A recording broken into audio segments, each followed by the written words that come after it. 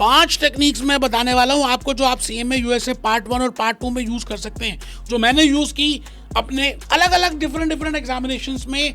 बेटे मैं पहली टेक्निक की बात करूं तो उसका नाम है टीचिंग टेक्निक। टीचिंग टेक्निक का मतलब है कि आपने जो भी कंसेप्ट समझा, आप वो कंसेप्ट किसी दूसरे को बताना है, पढ़ाना है, समझाना है। मतलब अगर नहीं भी समझो तो उसको जबरदस्ती कहना, तू बैठ और मेरे से सुन ये। और बेटे इससे क्या होगा, आपको वो बड़ी सारी बातें खुद ही समझ आ जाएंगी जो आपको शायद पहले नहीं भी पता चली। आपको लग रहा था कंसेप्ट आ गया, लेकिन एक्चुअली में नहीं आया। क्योंकि जब आप किसी को पढ़ाते हो ना, जब आप किसी को समझाते हो, जब उसके क्वेश्चन का आंसर करते हो, तो आपको तब एक्चुअली में पता चलता है कि आपको समझ आया नहीं आया। तो आप इसमें अपने ब्रदर्स, अपने सिस्टर्स, अपने फ्रेंड्स, और इसीलिए मैं जनरली प्रमोट करता हूँ अपने, हम भूपेश क्लासेस में जनरली प्रमोट करते हैं कि हम अलग अलग ना व्हाट्सएप के डिस्कशन ग्रुप्स बना देते हैं। आप क्या करें, डिस्कशन ग्रुप्स जरूर ज्वाइन करें।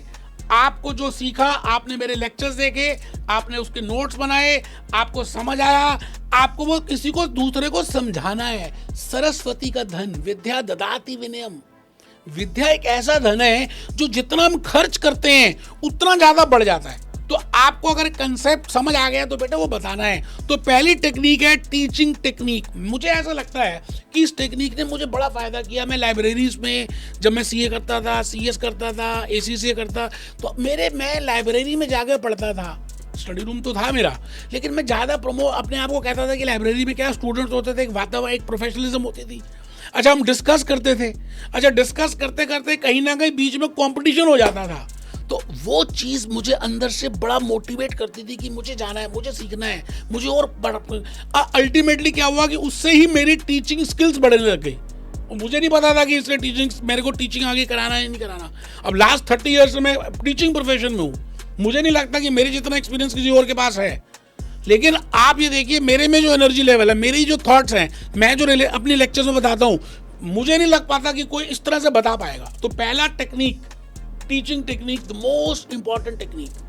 दोस्तों टेक्निक नंबर 2 बताने जा रहा हूँ। अच्छा अब मैं आपको क्या बताना चाह रहा हूँ, इसका नाम है work in progress technique, WIP technique. मतलब आपने 3 घंटे बैठे, 2 घंटे बैठे, 4 घंटे बैठे, आपने कुछ कंसेप्ट, कुछ चैप्टर्स, कुछ यूनिट्स, कुछ लर्निंग आउटकम्स, कुछ स्टडी, कुछ सेक्शंस कंप्लीट किए, कुछ टॉपिक्स कंप्लीट किए। अब आपको लगता है कि यार 2 कंप्लीट हो गए। मैं जनरली ये कहता हूं कि आप क्या करें, एक नया टॉपिक एटलीस्ट स्टार्ट कर दें। वो कंप्लीट नहीं होगा मुझे पता है, क्योंकि आपको अब उठना है, आपकी सीटिंग का टाइम हो चुका है, लेकिन आप उसको बस स्टार्ट कर दें और फिर देखिए माइंड आपकी कितनी हेल्प करता है पूरी रात। मैंने कितनी बार ऐसा देखा, जब मैं स्विमिंग करने जा रहा होता हूँ और स्विमिंग कर रहा होता हूँ अंडर वाटर, तो मैं होता तो अंडर वाटर हूँ, लेकिन मुझे याद आ रही होती है कि यार मैंने ये चैप्टर स्टार्ट कर दिया था, इसमें क्या एग्जांपल्स दूंगा, क्या बातें बताऊंगा, क्या वेबसाइट होगी, क्या मतलब वो सारी बातें ऑटोमेटिकली मेरे दिमाग में आनी शुरू हो जाती हैं, क्योंकि मैंने वो लेक्चर को पेंडिंग रखा हुआ था। मैंने ये सोचा था कि ये मैंने चैप्टर कराना है और उसको थोड़ा सा स्टार्ट कर दिया था। इसको बोलते हैं वर्क इन प्रोग्रेस टेक्निक। बेटे बचपन में भी हम यही करते थे, वो बात अलग है कि आज हमने इनका नाम दे दिया। तीसरी टेक्निक का नाम है, आपने जो किया है ना, जो क्वेश्चंस की करेक्शन की, उस टेक्निक को बोलते हैं मिस्टेक लर्निंग टेक्निक। जब आप पहली बार खुद करेंगे तो आपकी एनर्जी लगेगी, आपका दिमाग लगेगा, आपको खुद पता चलेगा इसका आंसर क्या होना चाहिए। अच्छा वो ठीक भी हो सकता है, गलत भी हो सकता है। क्या हो गया, गलत हो गया तो मेरे क्वेश्चन आज भी गलत होते हैं।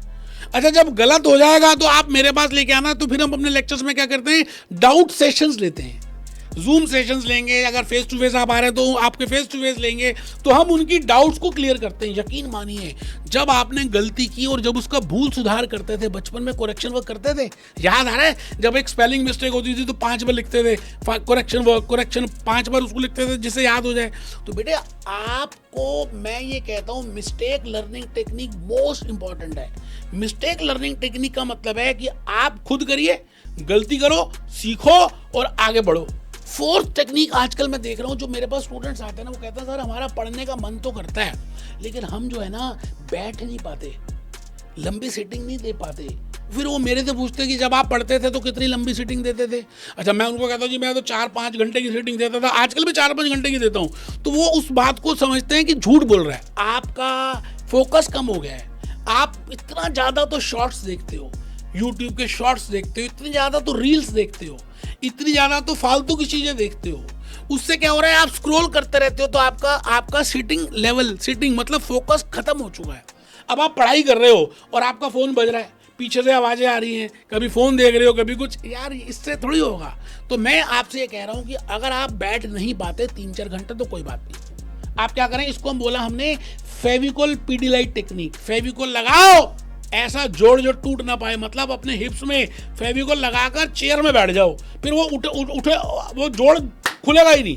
कि आपको 30 मिनट से पहले मोबाइल फोन भी नहीं देखना, आपको उठना भी नहीं है, किसी से बात भी नहीं करनी, वॉशरूम में भी नहीं जाना, पानी भी नहीं पीना, आपका ध्यान खाली वहीं पे होना चाहिए जो आपको चाहिए। आपको लास्ट टेक्निक यूज करनी है, मैं आपको बताऊं कि इसका नाम है repetition technique. Repetition is the mother of learning.